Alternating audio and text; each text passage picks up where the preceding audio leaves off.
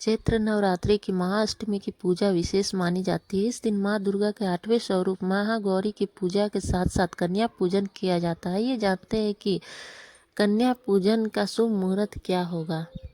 हिंदू धर्म में नवरात्रि के 8वें और 9वें दिन का विशेष महत्व है।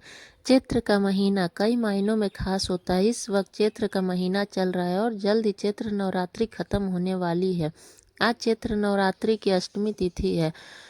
अष्टमी और नवमी की तारीख को लेकर लोगों में काफ़ी कन्फ्यूजन बना हुआ है। वहीं कन्या पूजन दोनों दिन होगा। कुछ लोग पहली और अष्टमी का व्रत रखते हुए 8वें दिन ही विधि विधान के साथ कन्या पूजन करते हैं, तो वहीं कुछ लोग कन्या पूजन के लिए नवमी तिथि का चुनाव करते हैं। तो आइए जानते हैं कि आखिर इन दोनों तिथियों के लिए कन्या पूजन का शुभ मुहूर्त क्या है। साथ ही जानेंगे कि कन्या पूजन का सही तरीका क्या है।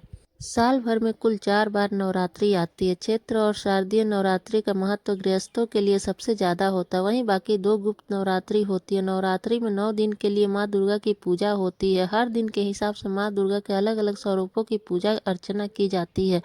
कन्या पूजन को नवरात्रि का सबसे महत्वपूर्ण हिस्सा माना जाता है। इसे लोग कंचक पूजा के नाम से भी जानते हैं। माना जाता है कि नवरात्रि का समापन कन्या पूजन के साथ किया जाए तो घर में सुख समृद्धि आती है।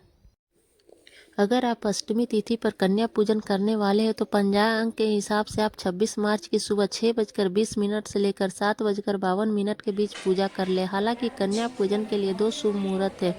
दूसरा शुभ मुहूर्त सुबह 10:56 से शुरू होकर दोपहर 2:01 तक रहेगा। दुर्गा अष्टमी के बाद रामनवमी वाले दिन भी कई लोग हवन वगैरह करने के बाद कन्या पूजन करते हैं। पंचांग के हिसाब से नवमी के दिन कन्या पूजन सुबह 10:06 से पहले ही कर लेनी चाहिए।